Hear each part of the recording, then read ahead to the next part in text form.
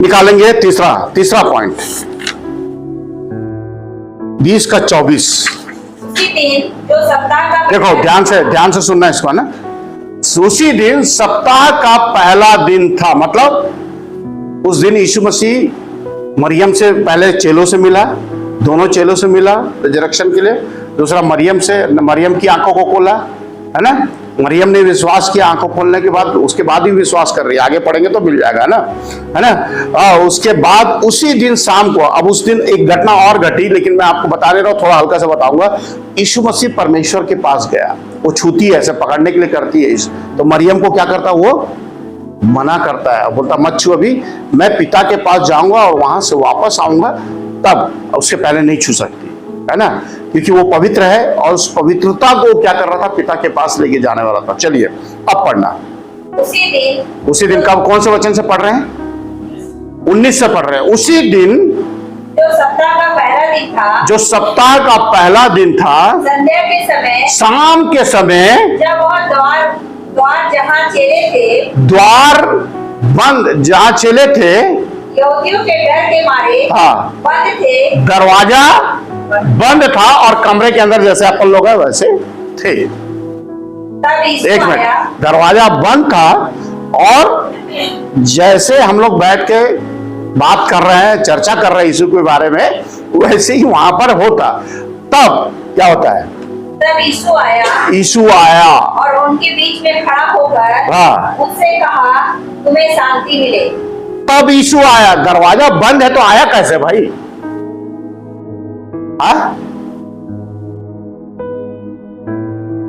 Transformation जिसको क्या बोलते हैं, रूपांतरित बोलते हैं जिसको।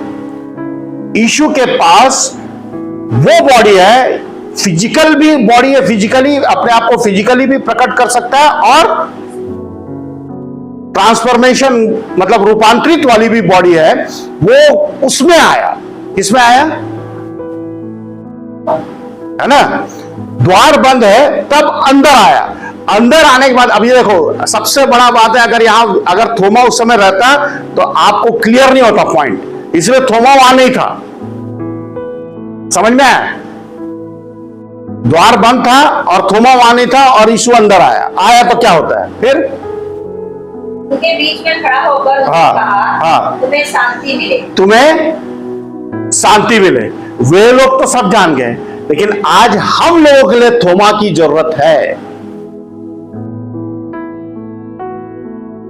उन लोग तो जान गए कि यीशु मसीह मुर्दों में से जी उठा, लेकिन आज जो पवित्र शास्त्र लिखा हुआ, हमको थोमा जैसे, थोमा नहीं रहता तो आज हम विश्वास नहीं कर पाते।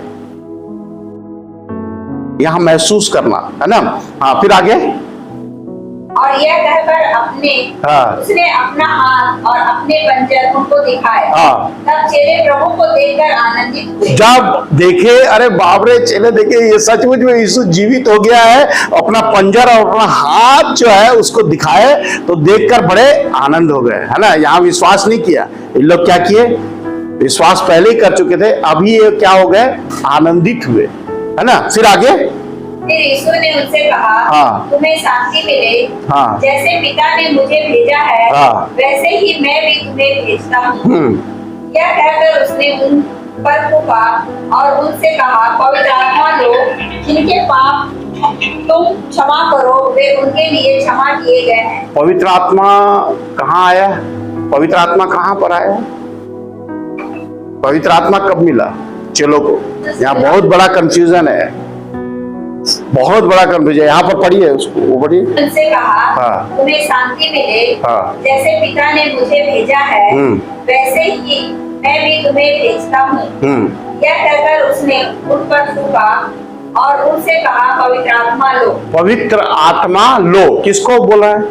जो द्वार के अंदर बंद थे जिन लोगों ने, वहां पर वो नहीं था। कौन नहीं था? थोमा नहीं था, बाकी लोग थे। वो बाकी लोगों को क्या किया उसने? पवित्र आत्मा को फूंका, है ना। पवित्र आत्मा उनको वही मिल गया था। लेकिन फिर तो काम 2 अध्याय में क्या मिला उन लोगों को? पवित्र आत्मा का पावर, सामर्थ मिला। याद रखेंगे, सामर्थ, पावर मिला। पवित्र आत्मा उनको यही मिल चुका था चेलों को। पावर कब मिला? प्रेरितों काम के 2 अध्याय के 4 पद में जो है, 1 से लेकर 4 पद में, उसको सामर्थ वहां तब चेलों को मिला। याद रखेंगे, है ना। हमेशा पवित्र आत्मा के लिए हम लोग क्या करते हैं, पवित्र आत्मा इनको कब मिला बोले से प्रेरितों का काम 2 अध्याय 1 से लेकर 4 तक पढ़ लेते हैं। लेकिन पवित्र आत्मा चेलों को कहां मिला, यहां मिला। और वहां पर क्या मिला, वहां क्या मिला, सामर्थ मिला। इसीलिए कलीसिया को क्या चाहिए, आंखें, मदलेनी मरियम के आंखें खुलने के लिए क्या करना चाहिए, ओल्ड टेस्टमेंट न्यू टेस्टमेंट को ठीक से क्या करना चाहिए, अध्ययन करना चाहिए, है ना। पवित्र आत्मा कहां मिला, यहां मिला। और पवित्र आत्मा का सामर्थ, उसके अंदर पावर है, वो पावर काम मिला जब प्रेरितों काम 2 अध्याय। हाँ, अब क्या होता है, जिनके पाप तुम क्षमा करो। जिनके पाप, अब जिसके पास पवित्र आत्मा है वो व्यक्ति तेरे पाप क्षमा हुए बोल देगा तो उसके पाप क्षमा हो जाएंगे। समझ में आया, जिनके पाप तुम क्षमा करो तो क्षमा करो, वे उनके लिए क्षमा किए गए हैं। हाँ, जिनके तुम रखो वे रख, अगर तुम रखोगे उनके पाप को तो उनके पास ऐसी रहेगा। इतना बड़ा चाबी या अधिकार या पावर दिया है आपको, है ना। किसको मिला, चेले को मिला। फिर आगे, परंतु 12 में से हाँ, एक अर्थात थोमा जो दिदुमुस कहलाता है, तब यीशु आया हाँ, तो उसके साथ ना था। ये इस कांग्रीगेशन में ये थोमा नहीं था, थोमा यहां पर नहीं था। फिर आगे क्या होता है, जब अन्य चेले हाँ, उससे कहने लगे, हाँ, हमने प्रभु को देखा है, हाँ, तब उसने उनसे कहा, हाँ, जब तक मैं उसके हाथों में हाँ, कीलों के छेद ना देखूं, हाँ, और कीलों के छेदों में अपनी उंगलियां ना डाल लूं, और उसके पंजर में अपना हाथ ना डाल लूं, हाँ, तब तक मैं विश्वास नहीं करूंगा। ये हमारे लिए लिखा गया है। ये बोलता है कि तब तक मैं विश्वास नहीं करूंगा। फिर क्या होता आगे, 8 दिन के बाद, ये तो वो उसी दिन जिस दिन जी उठा उसी दिन की घटना है ना। जिस दिन जी उठा उसी दिन की घटना है। लेकिन उसके 8 दिन के बाद, 8 दिन के बाद मतलब वो यहूदियों का एक फेस्टिवल सेलिब्रेशन रहता है, क्या है, खतना का। 8 दिन के बाद, है ना, उन लोगों का खतना का मतलब ये होता है कि उन लोगों को खतना करने वाला है जो आने वाले दिनों में विश्वास करने वाले हैं। उनके कानों का खतना, उनके हृदय का खतना करने वाला। रोमियो की पत्री उसका 2 अध्याय उसका 29। परंतु वो यहूदी वही है, हाँ, जो मन में है, और खतना वही है, हाँ, जो हृदय का और आत्मा में है, हाँ, ना कि लेख का। ऐसे ही प्रशंसा मनुष्य की ओर से नहीं परंतु परमेश्वर की ओर से होती है। देखिए,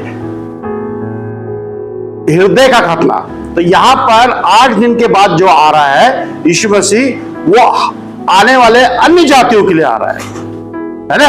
आने वाले अन्य जातियों लोग उस पर विश्वास करें, इसलिए आ रहा है। अब पढ़ना वहीं यूहन्ना में आ जाओ। 8 दिन के बाद, हाँ, उसके चेले फिर घर के भीतर थे, हाँ, और थोमा उनके साथ था, हाँ, और द्वार बंद थे, हाँ, तब यीशु आया, हाँ, और उनके बीच में खड़े होकर कहा, हाँ, तुम्हें शांति मिले, तुम्हें शांति मिले।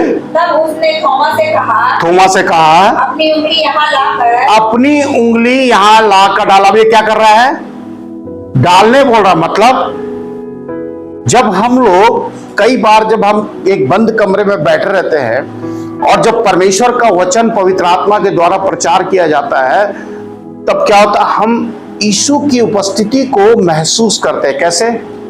कैसे महसूस करते हैं, अपने अंदर एक उत्तेजना पैदा होता है, या अपने रोंगटे खड़े होने लगते हैं, या कुछ ऐसा महसूस करते हैं जिससे क्या होता है, हमको पता चलता है कि यहां पर कौन है, जीसस क्राइस्ट है।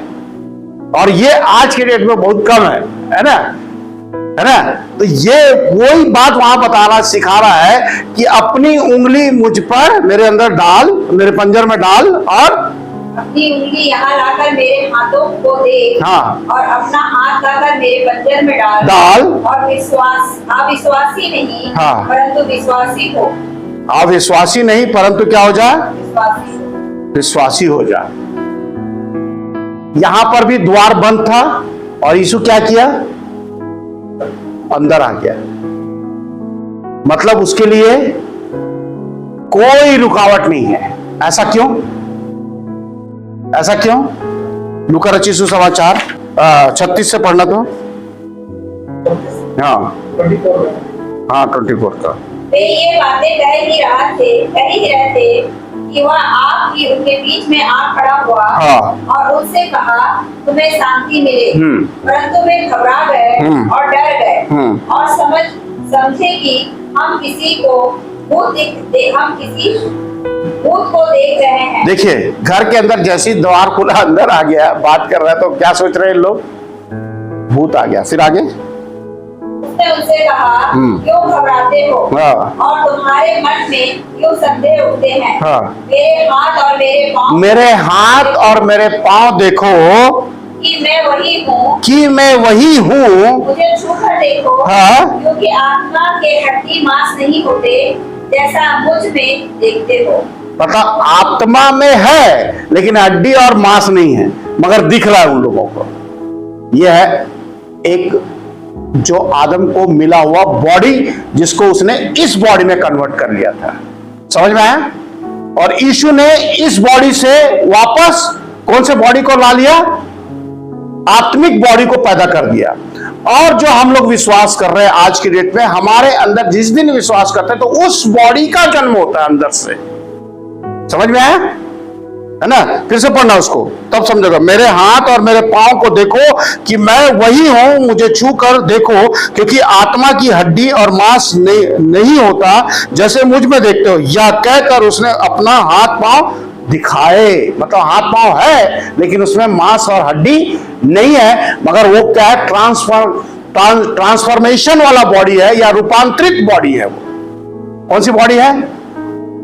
जो यीशु मरकर जो जी उठा, तो कौन सी चीज को बाहर लेके आया? उस बॉडी को बाहर लेकर आया। और उस बॉडी को लेकर कहां जाना था? सबसे पहले पिता के पास जाना था, पिता को दिखाना था, पिता के सामने उपस्थित होना था। तभी वो उसको मना कर रहा है मरियम को कि इसको मत छूना। समझ में आया? इसको मत छूना करके। और वे आनंद के मारे उनको प्रतीति नहीं हुआ, है ना? सो ये कौन सी बॉडी है? वो बॉडी। अब इसको एक उदाहरण से, है ना, देखेंगे, है ना? उसके बाद मैं समाप्त करूंगा। निकालेंगे पहला कुरिन्थियों 15 का 35 से 40 पढ़ेंगे निकालकर। अब कोई यह कहेगा, मुर्दे किस रीति से जी उठते हैं? मुर्दे किस रीति से जी उठते हैं? और कैसे?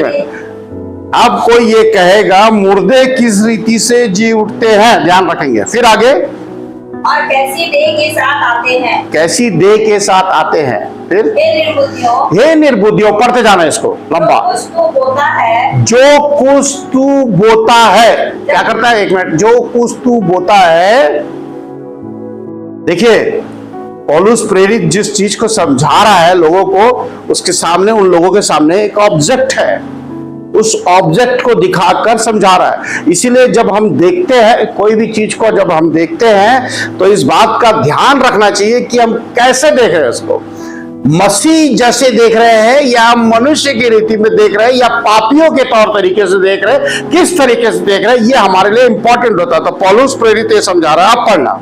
हाँ। जो कुछ तू बोता है, हाँ। जब तक वो ना मरे, हाँ। जिलाया नहीं जाता। हाँ।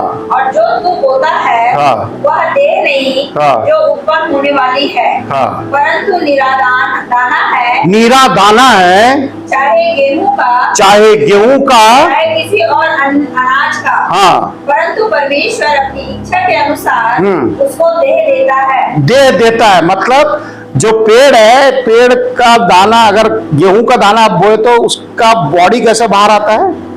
पतला से आएगा। पीपल का बीज बोओगे तो कैसा आएगा? से मोटा फैलता है। सबका बॉडी अलग अलग टाइप का आता है। समझ में है? पढ़ना। और हर एक बीज को उसकी विशेष देह है। हाँ। सब शरीर एक समान नहीं। हाँ। मनुष्यों का शरीर और है,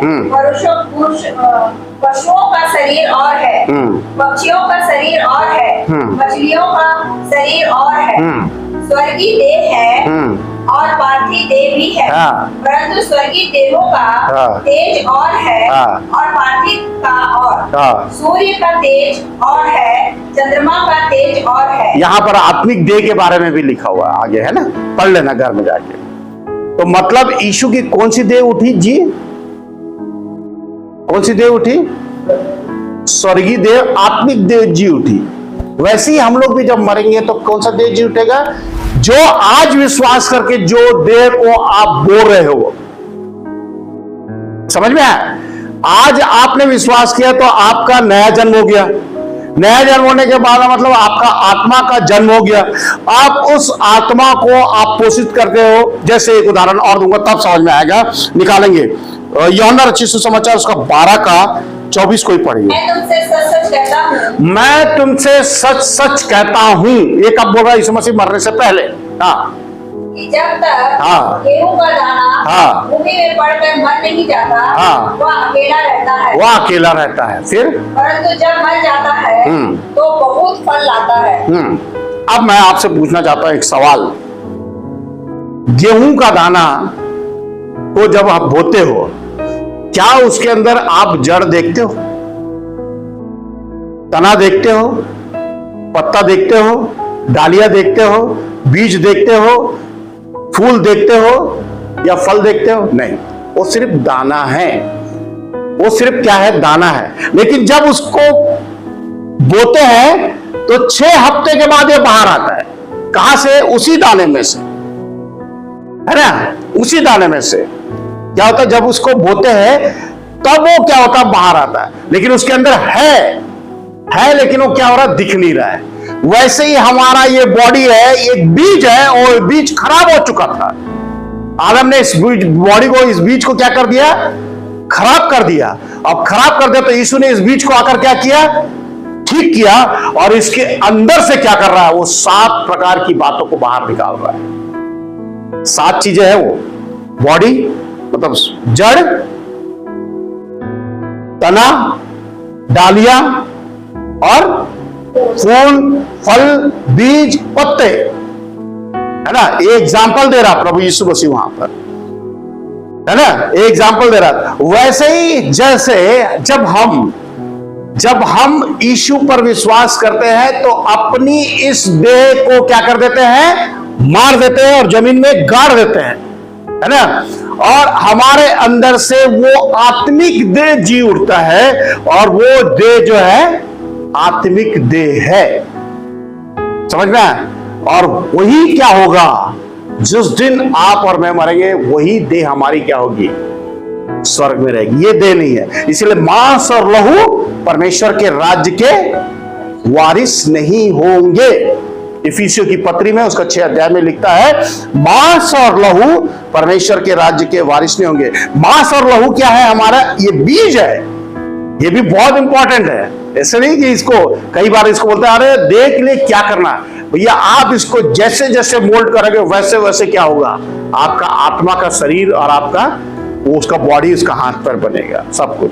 तो इसलिए हम इन बातों को ध्यान रखें कि ये क्या चीज है। पुनरुत्थान जैसे बीज को मरता है वैसे ही आप जिस दिन वचन सुन रहे हैं उसी दिन आप क्या हो जाता है? आपका नया जन्म होता है। जिस दिन आपने विश्वास किया, जिस दिन आपने यीशु मसीह के पुनरुत्थान कर विश्वास किया, उसी दिन आपका नया जन्म हो गया, आपकी आत्मा का जन्म हो गया। अब इस आत्मा को बढ़ाने के लिए 4 ऐसी चीजें चाहिए जिसको बढ़ाते हैं। जैसे एक बच्चा मां के पेट से बाहर आता है तो 4 प्रकार की एक्टिविटीज को करता है वो।